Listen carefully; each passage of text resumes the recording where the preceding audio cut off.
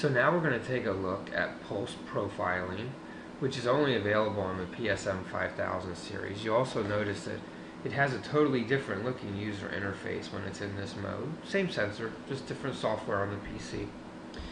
And you'll notice we've got two windows. The first window is the total sweep, and then this is actually the measurement window. We call this the panoramic view, the measurement view. So let's go ahead and set this up. First, in the main menu, you'll see that we still have our frequency set to 1 gigahertz.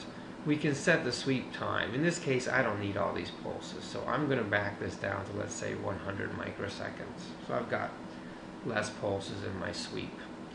I can set my reference level, which tells me what dynamic range I want in the measurement window. So I'm going to reduce that to 5 dB per division.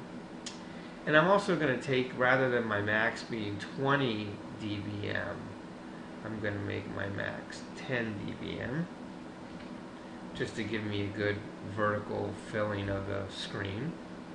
And so here we can see my pulses standing out much better.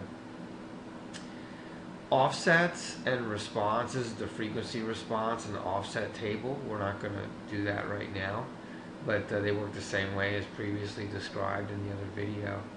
And minimum undersampling off. So remember, we're only sampling at 20 microseconds. So in order to get a more accurate rise time or fall time in these pulses, the system actually undersamples. It uses an equivalent time sampling mode, which, if you're familiar with sampling oscilloscopes, that's not a foreign term. If you're used to real-time oscilloscopes, that may be a little different for you.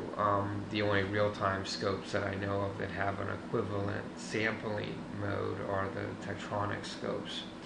Anyways, the minimum undersampling, what this will do is when those equivalent time samples are not needed, it will throw them out of the measurement, and so you won't be working with them.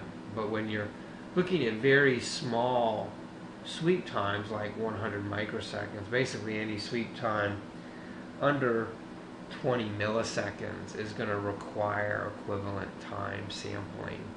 And so we're basically building the pulse by changing the sample rate slightly, dithering the clock, so to speak, in order to build this pulse. So we need a very repetitive signal when you're doing this type of measurement. If we don't have a repetitive signal, this is not going to work out. Okay? So the next thing we'll do is we'll set up our trigger and our delays. And I don't want to add any delays, but you'll notice we can set our triggering system up. And right now we're internal auto level, which is where we're going to keep it. We have it on a rising edge trigger, and we can make that a negative as well. We'll keep it rising edge. And we can do a single or continuous. I'm going to keep this in single so that when I press single, I'm going to get a new waveform and it's going to stay still. It's not going to change on me. I can add delays. I can set up my trigger out, do those types of things.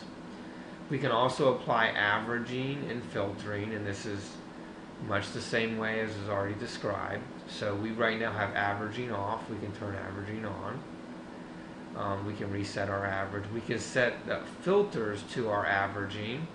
The largest filter you can apply is 10 megahertz. And so I really don't want any filtering, so by setting 10 megahertz, I'm in effect turning off the filtering. And we can actually set the number of poles in those filters to increase the roll-off. So I'm going to go back with no averaging.